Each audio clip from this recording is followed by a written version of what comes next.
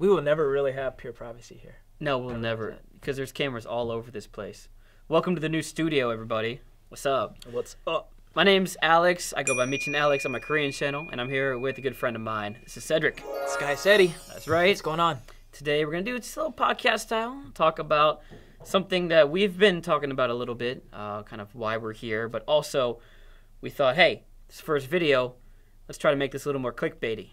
Let's do it. Let's be honest. Right. Like, this is why it's the first video. Clickbaity is okay, though, when the content matches whatever you're clicking for, right? Yeah. For the most part, right? So hopefully y'all click something like the 5 reasons that you don't belong here in Korea.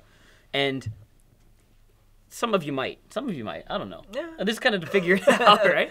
And some of y'all watching this in Korea and y'all going to be like, well, these guys know nothing, man. Get these guys out of here. Well, you're the veteran here, though. You've been here for so long. Oh, man, almost 10 years. This is my 10th year. I'm almost going to be 10 years. That's 10? Yeah. Wow, that's crazy. Yeah, I'm almost on my first year here. Oh, man. But I feel like I have a lot of insight to offer, from a newer guy coming in perspective. Yeah. You know what I mean? So. And you're half Korean. I'm half Korean as well. So you can be like, nah, I belong here. And right. Alex, you're like, so many ways we can go about this. Shoot. So. Right. There's a lot of things to do. But for the most part, just sit back, relax. Let's go in the background, cook your food, do your thing. This is my podcast. Let's go. I need a cool entrance one day. Right. All right. So here are the 5 things that we came up with, the reasons that we think you or your friend should not be in Korea. I got to start with number 1. Number 1. Fetishism. Ooh. But not just like the whole sexy thing. Right. Like, it's beyond that. Of course, that's wrong too. I mean, yeah, it's not something you want to be like completely in favor of. But like, let's do the basic one first. Fetishism itself is kind of creepy. Right. Messed up. Right. So it's extreme, I think. Yeah. So if you're talking about fetishism when it comes to sexuality, it's like, yo, I want to date a Korean because I heard that they're subservient, that they're passive, that they're petite, whatever it may be. That's something that weirds me out, man. Right, yeah. That seems to be a very common stereotype even today that a lot of guys have about not only just Korean women, but Asian women in general. Yeah. And I think a lot of times that's portrayed in a lot of media and movies as well. So just, the Asian women kind of playing that role. Yeah. So I think that has something to do with it, unfortunately. And vice versa, too. If you're, like, coming off the plane and it's like, hey, guys, I'm here for my Korean oppa. Let's do this, and you're like expecting like this image. This is what I want to date. This, nah. Right. No. Right. You're gonna be shocked, I think, when you first come here. So I think a lot of okay. So let's talk about the guys first, and then we could talk about the girls, just so we're fair, right? Yeah. So I think a lot of guys might have this idea. Like we mentioned, that Korean girls are very like soft-spoken and very shy and sometimes even innocent, right? Oh, right. But that's definitely not the case. No. So I've learned quickly, after moving here. I mean, there are some old ways that have continued on in a way, but if you're kind of new to Korea, you'll find very quickly that a lot of those stereotypes are being kind of pushed away very quickly. Whether you're talking about the feminism movement that's picking up here in Korea, or just the general independence that women are getting. I'm pretty sure I've dated a few who have made well more money than I have. And like, just the gender roles are changing. The idea that the woman has to be quiet. Like, I mean, everyone's different. And I think that's the main takeaway is like, sure, you'll find a subservient Korean or American or German or whatever. But if you're coming here for that fetishy reason, GTFO, man. Yeah. So we want to make sure you have a very real picture. Yeah. And what about and I say this respectfully, but what about some of the girls? Because I see this. A lot of girls they get into K-pop and they get into like the dramas, right? Yeah. And then they just have this image of their oppa, like you said, right? Like their dream Korean man, and they feel like that he's gonna be just this perfect romantic partner who is always checking in on them and is dressed perfectly and he looks perfect. Yeah. But when you come here, that's not really the case. No. You know what I mean? So I mean, if you're talking about celebrities, if you think you can get us, what isn't it one Kim Hyun-soo or something, Kim Soo-hyun, the good dude from Pyeongseong Kode. I mean, good luck, but generally That's not the case. And especially in like dramas when it's always the same, right? I'm going to meet this nice, good-looking, rich guy who I can change, and he's going to realize that he can date me. Like, I'm like, right. That's a Hollywood thing. That's a Korea thing.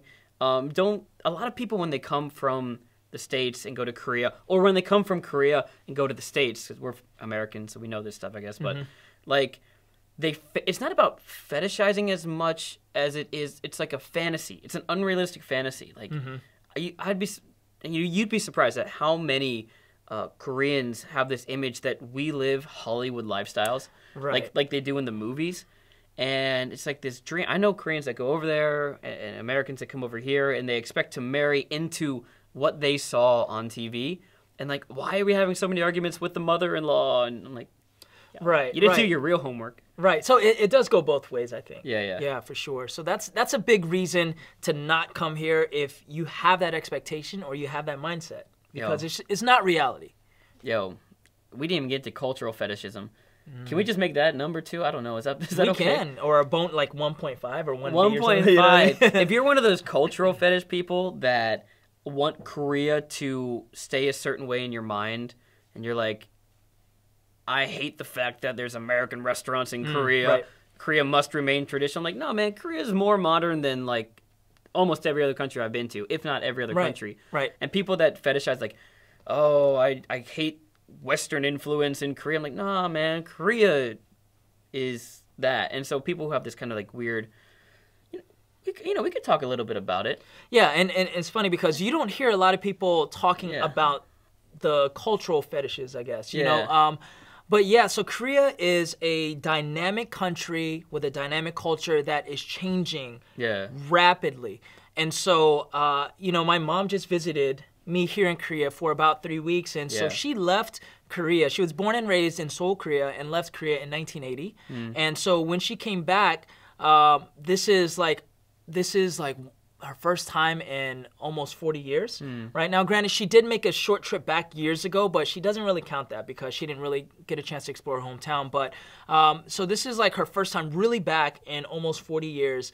And just the shock that was on her face, like she could not believe how much Korea has changed, how much it's developed economically, and also just culturally. You know, she mentioned that she didn't recognize a lot of the language that has, evolved. And so, and mind you, my mom's native language is Korean. And so even for my mom, in just a few short decades, Korea has changed so much. And, people even say they'll live here for a year or two, and then they'll go back and maybe visit a few years later, and they notice the change. And so, yeah, Korea is just always evolving and changing. And I think that's just a reality, right? And even the cultural elements are also changing. The cultural mindsets that, say, the older generations have. That's changing as well with the younger generation. So that is something that I notice. Yeah, for sure. Let's pop into number 2. I don't have the list in front of me, so I hope it's correct. I'm going to go with the complainers. The complainers, oh, man. And this is about people who just aren't willing to adapt. That's probably a better title for it, but I'm going to say complainers for this reason. I had a friend / coworker acquaintance that came here, complained about every single thing that happened. Like, the food wasn't right, the people were mean, the taxi drivers were awful, the air was bad, this was bad. And I'm like, man, if you don't like Korea so much, you should go back to America. Well, she did. But I looked at the Facebook feed later on, and when she went back to America, it was the exact same thing.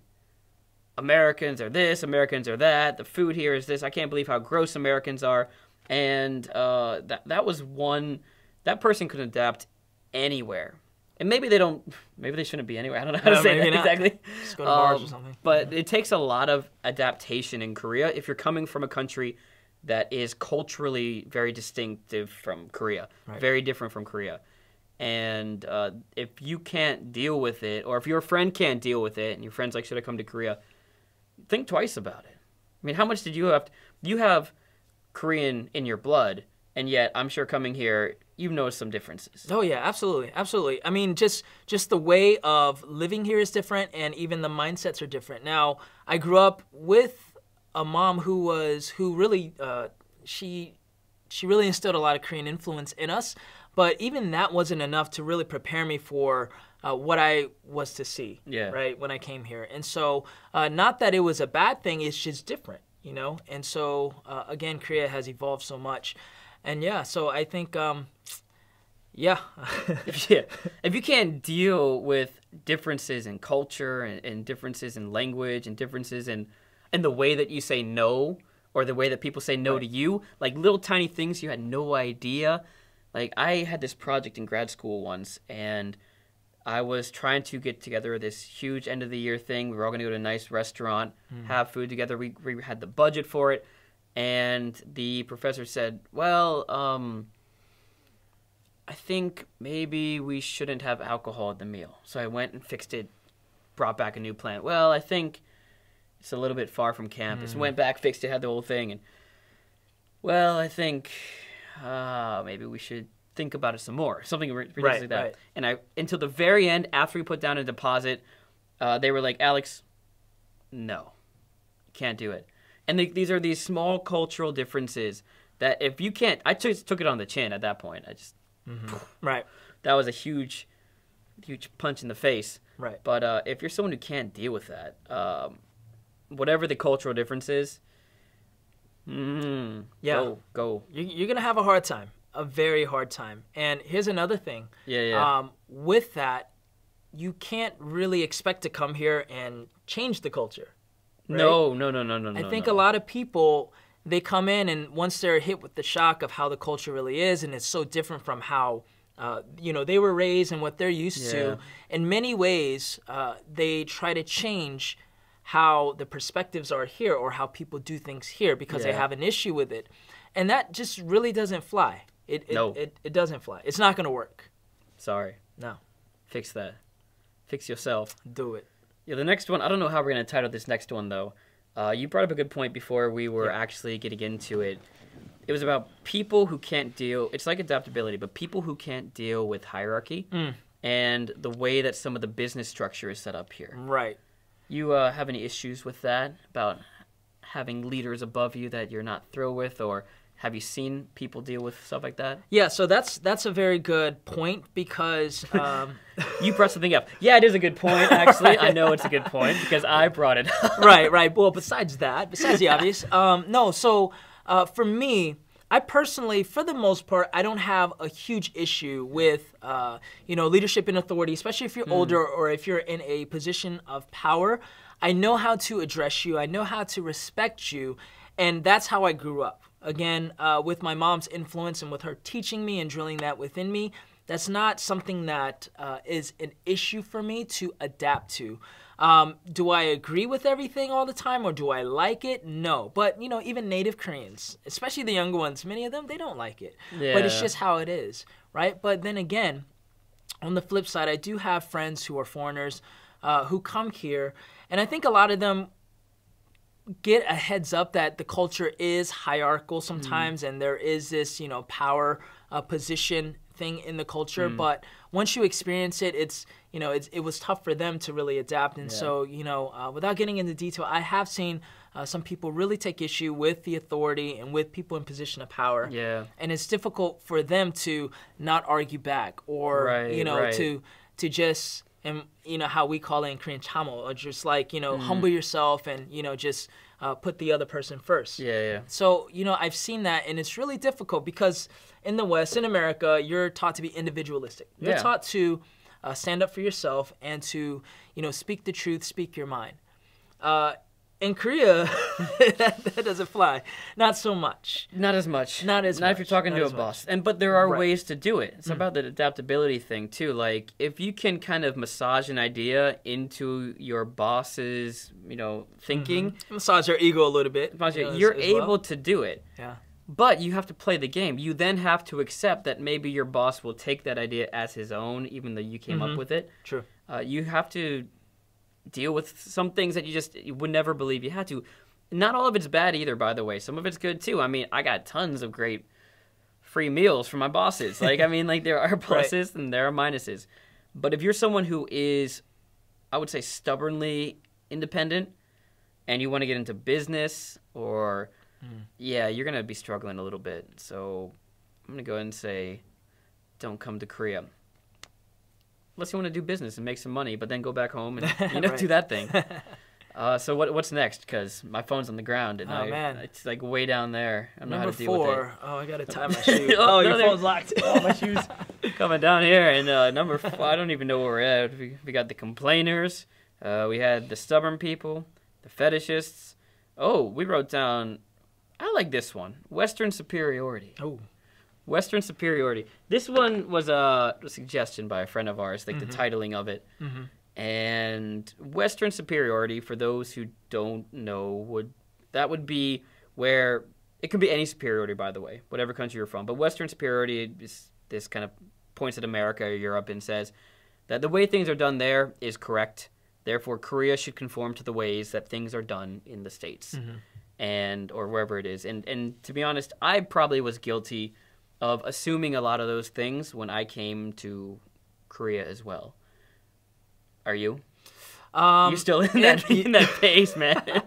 Yeah, I mean, in some ways, like I have to sometimes do a double take on like how I view things, you know, because again, you know, I grew up in America and I lived there for 30-some years, and so yeah, and then I've only been here for a year, and so even with the Korean cultural influence, I'm still an American, and I'm still more used to the American culture. And and sometimes I have to like kind of do a double take on like certain things here. I'm like, why is it done like that? You know, and I have to fight my thoughts, like, because sometimes I want to, you know, say, oh, well, my way of doing it is better. My way of seeing things is better. But, you know, I have to remind myself that's not always the case. Right. You know? I mean, there's instances. I mean, maybe a stupid, simple one for people is, why you gotta take the shoes off every time? And I was kind of the same too. I do it because I grew up that way with my family, but I was like, yeah, why? This is kind of... But then I started cleaning my own house, and I was like, oh, yo, I get it now. I get it. But those are small things. I don't know. Is there anything that you kind of still think there's a superior way of, like... I'm still like, why are you opening the windows and then blaring the hot air or the AC? I'm like, that's not how science works. Right. There's a few things I'm like, But if I look back to America, too, we do a lot of things that we don't really question either. Right. Why we do them. We're so used to it, and that's how it's always been done. But, you know, and then there are things that, you know, Korea just does more efficiently and more better.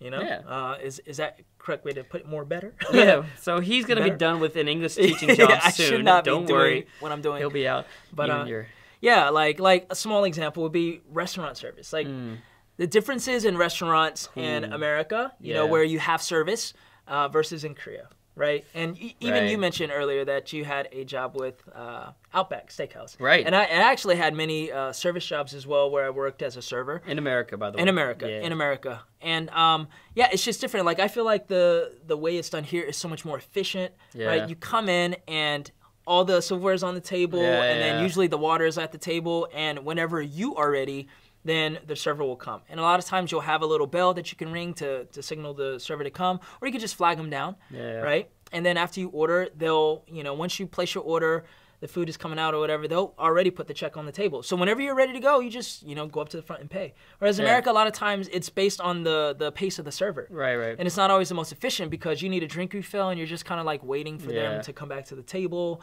And then you're waiting for them when you're done with the meal. You're waiting for them to bring the check, you know, things like that. So that's just a small example. But there are like many examples of like this Western superiority. This is the way it has to be done. And I love how we say that and like, well, like even for the dumbest things ever, like this is the way it's supposed to be done, and this is whether it's about like simple things like the way you drive cars or the way you eat. Like Americans will look at Koreans and be like, "Oh, look at all those Koreans! They don't eat enough food, and they're too worried about being skinny and too worried about plastic surgery." And then I'm like, I mean, it's different in America, but we got our own problems with body image and stuff like that too. So we can't just be jumping in and be like, oh, like I hear it all the time. Like there's some people who are always just like, oh, Korean Gangnam girls are so fake and this and that and this and that. And without even understanding why some people get surgery, why some people don't, why it might be necessary in a big city culture as opposed to middle, you know, small town Ohio. Right. And be like, well, this is just not the way it's supposed to be done. It should not be, and you know that's my own. I don't know. Yeah, I mean, in many ways, it's a means of, in a sense, survival, right? Because you want. in that case, Yeah, I mean, to get the position, you need to stand out. You need to, in a sense, look better than the next person. All things equal. You know what I mean? So you want to have that advantage. And I'm not saying it's I'm still right on or YouTube wrong. and I'm not on TV yet. Gotta get some of that chop. Right. Dang it. Right. Maybe we'll go together. So, but yeah, and it brings up a good point with this fourth point that we're talking about, as far as like the plastic surgery and the body image and the image. What makes how America views image these days generally better than how Koreans view it, and vice versa. Is it even a thing where one is better than the other, or is it just different? You know what I mean? Yeah. And yes, I believe that anything extreme is bad. Even anything good, when you take it to the extreme, is bad, or can be unhealthy. But you have to understand the context, and the reasons behind why people do what they do and why societies do what they do on a macro level. And I think if you come here and you really begin to understand how the culture works, you really understand the pressures as well, I think, you might even consider getting surgery yourself, So, yeah, but I don't think it's Tell us, where should we get it? Right? Tell us. I'm just like thinking right now. I'm like, oh man, now I'm like, it's everywhere, man. Just be on the safe side. I'm just kidding. I'm kidding. So, yeah, but it's funny because America's big on these days about not shaming people for how they are, how they look, right? Oh boy, you're gonna get into this topic, huh? I'm trying not to get there, but like tread on some. Yeah, but at the same time, like in the same way, you're kind of shaming another culture for the way they look at things. Right? Oh, right. So I'll just leave it at that. I mean, because we can go so deep with that. And I don't have a strong opinion either way, really. I can see both sides. But at the same time, like, I think it's just, you don't need to have that ego, that, cultural ego, that your culture is better than the other, Absolutely. Yeah. But if you do, what's our title? Don't come to Korea. Don't come to Korea. You got that? Right. I guess. Just for vacation. Yeah. They got cool places to visit. Yeah. It's really cool. It's really nice. All right. And then number 5. My shoe keeps getting untied. Oh, man. You better tie it. Oh, no. What? Oh, no. Oh, there's your phone. It's my phone. It's a Korean phone. Oh, yo, this is a fair one. Okay. This is, I would say, the least controversial, but we have to explain ourselves. Okay. If your general health isn't that good, and I'm going to dive into a couple of reasons, but you want to take the obvious one? Yeah, I think one of the biggest reasons is the air quality here. Yeah. Yep. So this year was real bad, man. Yeah, especially when you're, I think Busan, which is at the south of Korea, the southern part of the peninsula, gets it the least probably, by a margin. A little bit. Right, compared to maybe Seoul or the northern, cities. Yeah. But, it's been really bad. So the air quality is so bad on certain days where you need to wear a mask in order to protect yourself. And also, you can even see the dust in the air. There's a lot of fine dust. It's kind of like an Instagram filter in real life. It's just Seriously. like a little bit of a yellow tint. So it's really bad. It's really bad. And, even people, luckily, I don't think I've felt the effects of it as much yet. Hopefully I won't. But, some of my friends who came in at the same time that I did, they're starting to feel the effects and getting sick, things like that. So it is a real issue.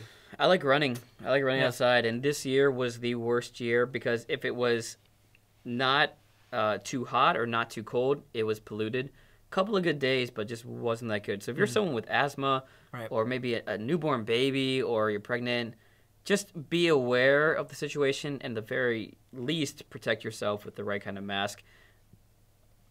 Do as I say, not as I do. Right. I don't wear the mask. I've very never much. seen you wear a mask outside, actually. No, I just feel weird, man. I don't want to admit that we live in a world where that has become acceptable. I think that's the weirdest part to me is, like, we're okay with it now. This is what you do. You wear a mask. When it's cold, you wear a coat. When it's bad air, you wear a mask. Like, that should not have ever been the case.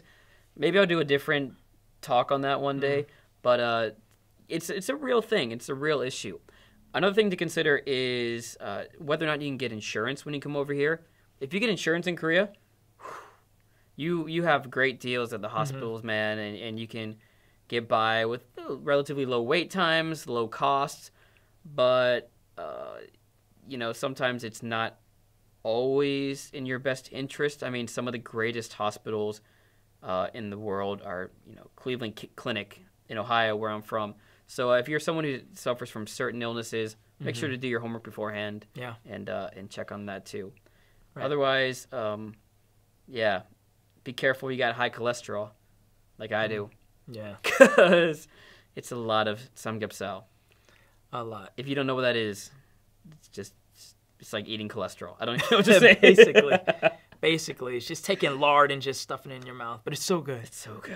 It's so good. We just had that for dinner. We did. But I mean, that's it. I mean, there's so many other reasons why not to come to Korea, and of course, there are like lots of reasons to come to Korea as well. But that's again not as cool a title for our first video. Let's be honest. It's a new channel. We're trying to start off right, be controversial, but still be like kind of cool with it. And I don't know. How you feel, man? This is a wrap up. Yeah. Do you think, like, generally though, for half the people, more than half the people, less than half the people, would you recommend coming to Korea? I would say probably I would err on the side of more people. I would recommend at least coming for a visit. Visit's cool. Yeah, come as a vacation for sure. Right. For a lot of the people who want to come and live and they have these certain expectations, I would definitely heavily consider. But at least come and visit and just kind of take it in. Your initial visit and just experience it firsthand.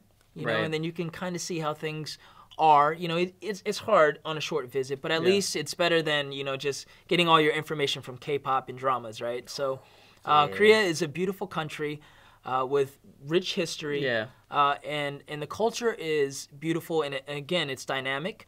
It's not a perfect culture. There are a lot of things that may not be, positive about it, but there are, to me, way more positives about it. And that's with any culture, right? So I think it's definitely worth visiting for most people out there. I did when I first came here. I'll do another video on all that jazz, but I came here on 10 days with my university classmates. We were doing a tour with our professor. So I got to taste the food, the culture, all of it first, and then I came here because I knew I wanted to come back. But that being said, I think of the 30 people on that trip, maybe it was just me and one other person. So, Korea isn't for everyone, but if you're curious, pop on over here and by the way, don't invite your friend to Korea who exhibits any of these 5 traits we talked about, because you want to come here with somebody that is open to new cultures, new everything. Right. That's it. And stay away from those people with fetishes, because you don't want to be associated with them when you're going out to the clubs, because they creepy, man. They're like creepy, dude. The creepy ones, man. Those are the ones That's it, y'all. This was a podcast. We're going to be changing it up. We just wanted to try out our cool new background as well. It's a new channel, so go ahead and, let's see, 1, 2, 3, 4. Be the 5th subscriber on my channel. I don't even know how many I'm starting with. Right. But do that thing where you, kick that subscribe button. Do it. You comment. Tell us why we're wrong, too. Because if you tell us why we're wrong and why we're stupid, then my video goes higher up in the search results. So that's cool. Say I'm wrong. Win. Yeah, just be respectful in the comments. When you fight other people, when you fight us, say respect. Dear Cedric and Alex, I would like to say that I disagree and you're completely wrong. That's totally cool with us. Right. But seriously, the more comments, the likes, or dislikes, the better. We're just here to kind of stir up the pot. Yeah, I like that. I like that, yeah. Let's just stir up the pot. That might be the slogan for the channel, I don't know. That's right. So again, I'm Alex from the Korean channel Meets and Alex on my new channel called, I don't know, probably Alexsigrist. We'll find out when I post this. Where are you from? This is Cedric Skycedi from the channel Skycedi. So be sure to check me out as well. All right. How do we end this? I feel like this is a podcast style, so we got to kind of go out talking on some cool subject as it fades away and maybe the music pops up a little bit. We don't even know if we have music yet. I don't know. I think you'll decide that when you edit this. Absolutely. But we can't do any of those kick outs because that would be a little weird.